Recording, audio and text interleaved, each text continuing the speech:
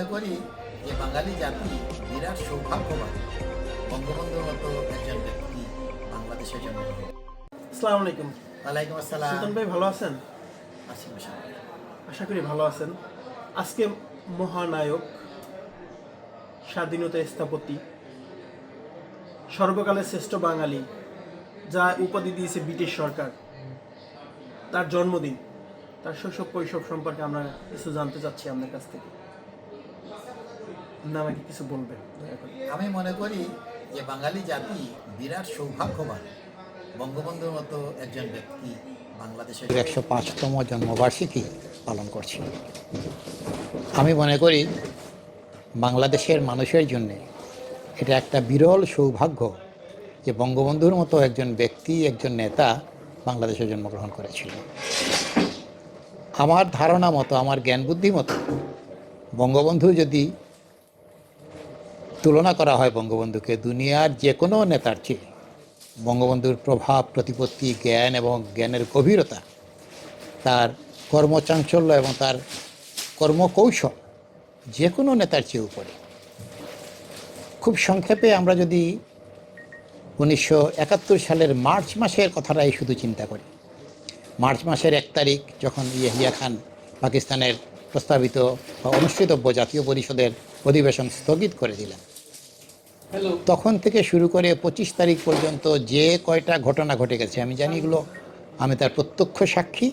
আমি তখন ঢাকা বিশ্ববিদ্যালয়ের ছাত্র এবং প্রত্যেকটা ব্যাপারে মোটামুটিভাবে আমি সংশ্লিষ্ট ছিলাম। এটা বলতে গেলে অনেক দীর্ঘ হয়ে যাবে, সংক্ষেপে আমি যেটা বলতে চাই, 1 তারিখে আমরা মিছিল করলাম, বঙ্গবন্ধু বললেন যে হরতাল চলবে, আমি পরে তোমাদের কাছে এসে বক্তব্য দেব।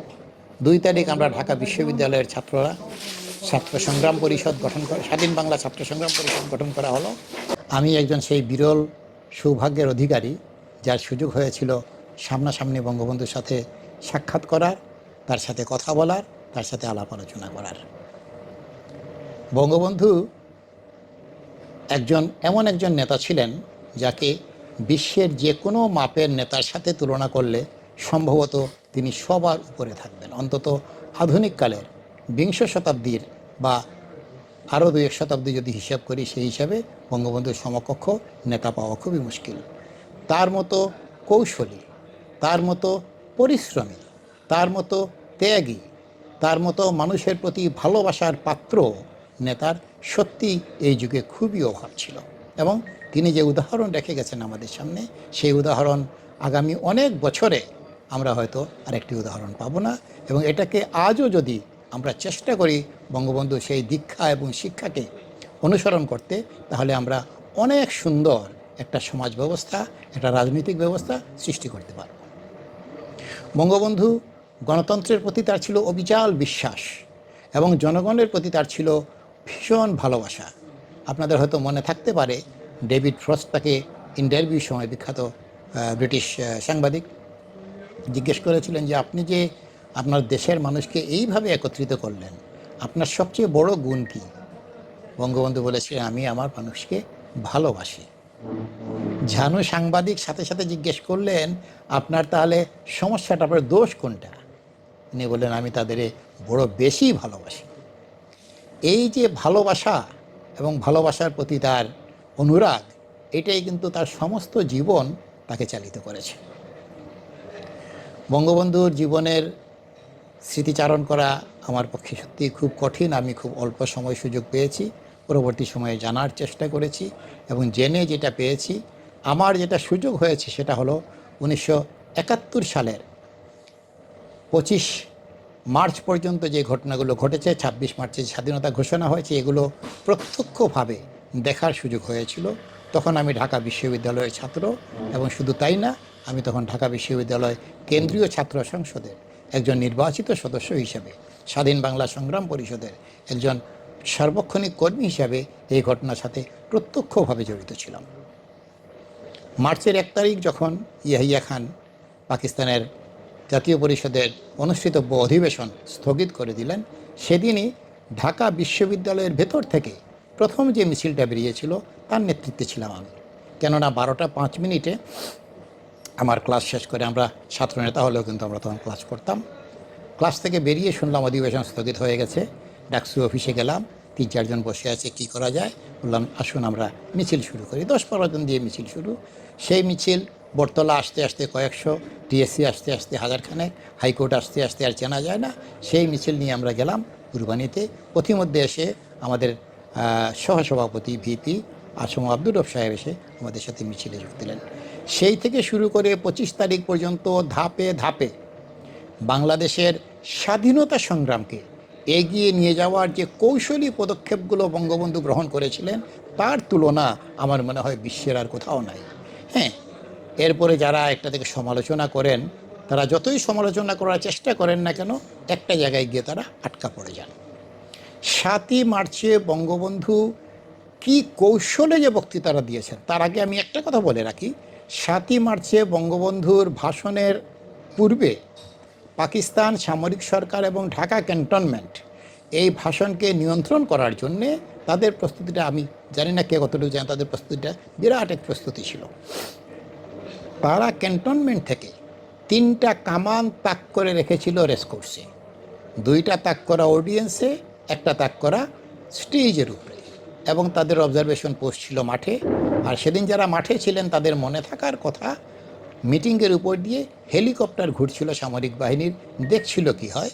বঙ্গবন্ধুর বক্তৃতা তারা মনিটর করছিল। বঙ্গবন্ধু সেদিন দায়িত্ব ছিল প্রথমত তার জনগণের উপর, যারা অলরেডি স্বাধীনতার স্লোগান দিচ্ছে, দ্বিতীয়ত পাকিস্তানের রাষ্ট্র কাঠামো থেকে বিচ্ছিন্নতাবাদী না হওয়ার জন্যে কৌশলী বক্তব্য, তৃতীয়ত বিশ্ব মানবতার কাছে, বিশ্ব সমাজের কাছে বোঝানো যে তিনি দেশকে ভাঙছেন না, কারণ দেশকে ভাঙ্গা বা বিচ্ছিন্নতা করা বিশ্ব সমাজ পছন্দ করে না।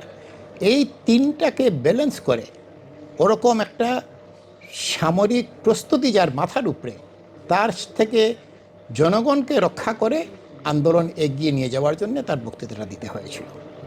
এবং যার জন্যে যারা সেদিনকার ঘটনা ছিলেন, বা ঘটনাটা এরকম, বঙ্গবন্ধু আসলেন, মঞ্চে উঠলেন, চতুর্দিকে হাত নেড়ে মানুষের সাথে অভিবাদন জানালেন, সোজা মাইকে চলে গেলেন। কোনো ঘোষণা নাই, কোনো দ্বিতীয় বক্তা নাই, কিছু নাই, গিয়ে বক্তৃতা শুরু করে দিলেন। বিকজ সবসময় হয়তো উনি ভাবছিলেন যে এই যে পাকিস্তানের প্রস্তুতি, সামরিক বাহিনীর প্রস্তুতি, যে কোনো সময় যদি একটা অঘটন ঘটে যায় তাহলে উনি কথাগুলো বলতে পারবেন না, যেই কথার জন্যে সারা বাংলাদেশ একদম উদ্বেলিত। ভাইয়েরা আমার, আজ বড় দুঃখ ভারাক্রান্ত মন নিয়ে আপনাদের সামনে হাজির হয়েছি। এই একটা কথা বলে প্রায় 10 লক্ষ জনগণকে যেন চুম্বকের মতো উনি আকৃষ্ট করে ফেললেন। তারপরে কিছু কথাবার্তা, বক্তৃতার প্রথম অংশকে আমি এইভাবে দেখি, প্রথম অংশ যেমন জনগণের জন্য বলেছেন, পাকিস্তানের উদ্দেশ্যে বলেছেন, বিশ্ববাসীর উদ্দেশ্যে বলেছেন, যারা বুঝতে পারে প্রত্যক্ষভাবে, ইনস্ট্যান্টলি, যে কেন আজকের এই জনসভাটা হচ্ছে, কেন এই বক্তব্য ওনার দিতে হচ্ছে। এবং প্রথম অংশে কিন্তু প্রায় 10-12 মিনিটের মাথায় উনি একবার বললেন যে আমাদের এবারের সংগ্রাম মুক্তির সংগ্রাম, আমাদের সংগ্রাম স্বাধীনতার সংগ্রাম। পরের 7-8 মিনিটে তার ছিল নির্দেশনা যে এই সংগ্রাম করার জন্যে আমাদের জনগণকে কি কি করতে হবে, দেশ কিভাবে চলবে, সমাজ কিভাবে চলবে, মানুষের জনজীবন কিভাবে চলবে, আন্দোলন কিভাবে চলবে, তার বিস্তারিত বলে 18 মিনিটের মাথায় বা 19 মিনিটের মতো হবে বক্তৃতা শেষ করলেন। আবারও বললেন এবারের সংগ্রাম আমাদের মুক্তির সংগ্রাম, এবারের সংগ্রাম স্বাধীনতার সংগ্রাম। এরপরে এই 7 তারিখের পরে পাকিস্তানের কিন্তু টনক নড়ে উঠল যে কি হলো, সমস্ত দেশ বা সমগ্র বাংলাদেশ বঙ্গবন্ধুর কথায় চলে। আওয়ামী লীগের পক্ষ থেকে তাজউদ্দিন সাহেব প্রত্যেক দিন নতুন নতুন নির্দেশনা জারি করেন, যেটা অনেকটা সরকারি গেজেটের মতো, এবং সেই কথায় দেশ চলছে। এহিয়া খান সাহেবের ইচ্ছা হলো উনি আসবেন, কথা বলবেন, চাপে পড়েছেন, কিন্তু তার সাহস নেই আসার। বিশ্ব সাংবাদিকরা ছেয়ে গেছে সমস্ত ঢাকা এবং তৎকালীন বাংলাদেশে। এক সাংবাদিক একদিন জিজ্ঞেস করলো বঙ্গবন্ধুকে যে এহিয়া খান ঢাকা আসতে চান, আপনি কি বলেন? প্রশ্নটা এই জন্যে যে বঙ্গবন্ধু তো বলে দিয়েছেন আমার স্বাধীনতা সংগ্রাম, অর্থাৎ স্বাধীনতা উনি ইন এ সেন্স ঘোষণা করে দিয়েছেন। তাহলে এহিয়া খান কোন অধিকারে, কোন সুযোগে, কোন ব্যবস্থায় বাংলাদেশে আসবেন? যে কথাটা আমি প্রথমে বলেছিলাম যে বঙ্গবন্ধুর মতো কৌশলী নেতৃত্ব খুব সুন্দর করে বললেন, এহিয়া খানকে বাংলাদেশের পক্ষ থেকে আমি অতিথি হিসাবে গ্রহণ করব। আজকেও যেমন এক রাষ্ট্রের রাষ্ট্রপ্রধান অন্য দেশে যান, উনি সেই দৃষ্টিভঙ্গিতে এহিয়া খানকে আসতে বললেন। এহিয়া খান আসলেন। এখনও যেইভাবে দুই দেশে আলাপ আলোচনা হয়, সেই সমগ্র আমার মনে হয় 14 কি 15 তারিখে এহিয়া খান আসলেন, সেদিন থেকে শুরু করে এহিয়া খানের সাথে সেইভাবেই আলাপ আলোচনা হলো কিভাবে একটা সংবিধান রচনা করা যায়। এবং যেই জিনিসগুলো তারা সেদিন একমত হয়েছিলেন, সেখানে ছিল যে যে চারটা কন্ডিশন দিয়েছিলেন বঙ্গবন্ধু: সামরিক মাইল প্রত্যাহার করতে হবে, সামরিক বাহিনীকে ব্যারেকে ফিরিয়ে নিতে হবে, যেসব হত্যাকাণ্ড হয়েছে তার বিচার করতে হবে, এবং নির্বাচিত প্রতিনিধির কাছে ক্ষমতা হস্তান্তর করতে হবে।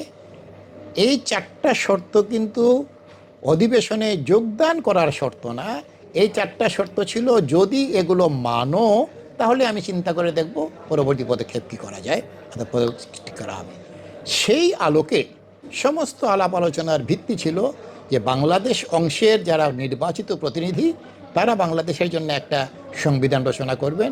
পশ্চিমাঞ্চলের যারা, তারা পশ্চিম অংশের জন্যে, পাঞ্জাব, সিন্ধু, বেলুচিস্তান, সীমান্ত প্রদেশ, তারা তাদের জন্য একটা সংবিধান রচনা করবে। এই 2 সংবিধান রচনা হয়ে গেলে প্রয়োজন মতো তারা একত্রিত বসে দেখবে তারা কোনো কমন গ্রাউন্ড পায় কিনা এটাকে একত্রিত করার। এই কথা শুনলে আজকে অনেকের খটকা লাগতে পারে, তাহলে সেটা আবার কীরকম সংবিধান হয়। এই জিনিসটা কিন্তু নতুন নয়। 1946 সালে ব্রিটিশ আমলে ব্রিটিশরা যখন ভারতের স্বাধীনতা নিয়ে আমাদের সাথে দেন দরবার করছিল, তখন এরকম একটা প্রস্তাব ব্রিটিশের কাছ থেকে এসেছিল, এবং তখনকার মুসলিম লীগ এবং কংগ্রেস দুটোই কিন্তু এই প্রস্তাবটা মেনেছিল, গ্রহণ করেছিল। সেই হিসাবে এই প্রস্তাবটাও কিন্তু সামনের দিকে অগ্রসর হওয়ার জন্যে একটা স্বীকৃত, পূর্বে অ্যাকসেপ্টেড, গৃহীত একটা প্রস্তাব ছিল। এবং সেই প্রস্তাবের আলোকে আলাপ আলোচনা করে এহিয়া খান যখন দেখলেন যে স্নায়ু যুদ্ধে, কূটনৈতিক যুদ্ধে পরাজিত হয়ে গেছেন, কোনোভাবেই বঙ্গবন্ধুর সাথে আর পেরে উঠছেন না, তখন 25 তারিখ গোপনে পাকিস্তানের প্রেসিডেন্ট কাউকে কিছু না বলে ঢাকা থেকে পালিয়ে চলে গেলেন। গিয়ে উনি অপারেশন সার্চলাইটের জন্যে তারা যে প্রস্তুতি ছিল, সেই প্রস্তুতির লাস্ট ইনস্ট্রাকশন দিলেন অপারেশন সার্চলাইটের নামে। 25 তারিখ রাত থেকে আমাদের উপর হত্যাযজ্ঞ শুরু হলো, ইতিহাসের ঘৃণ্যতম হত্যাযজ্ঞ, যে কালরাত্রির কথা আমরা আজও মনে করি, যেটাকে আমরা গণহত্যা দিবস হিসাবে জাতি পালন করে। এবং সেই গণহত্যা শুরু হওয়ার সাথে সাথেই বঙ্গবন্ধু স্বাধীনতা ঘোষণা করলেন। এবং পরবর্তী সময়ে আমাদের স্বাধীনতার যে ঘোষণাপত্র, সেই ঘোষণাপত্রে অত্যন্ত সুন্দর করে এই ঘটনাগুলো এমনভাবে বিবৃত করা হয়েছে যে এটাকে কোনোভাবেই অন্য কোনো দিকে বা অন্য কোনো মোড় নিয়ে অন্য কোনো ব্যাখ্যা করার কোনো সুযোগ নেই। ধাপে ধাপে নির্বাচন থেকে শুরু করে এই স্বাধীনতা ঘোষণা পর্যন্ত যুক্তিসঙ্গতভাবে, ন্যায়সঙ্গতভাবে আমাদের সংগ্রামের ন্যায়ানুগ প্রতিষ্ঠিত করে এই ঘোষণাপত্রের মাধ্যমে আমরা স্বাধীনতা লাভ করেছি। আজকে বঙ্গবন্ধুর জন্মদিবসে তাই আমি কিভাবে শ্রদ্ধা জানাবো জানি না। আমি আশা করি বঙ্গবন্ধুর নাম শুধু বাংলাদেশে নয়, বিশ্ব মানবতার কাছে অনাদিকাল প্রতিষ্ঠিত থাকবে।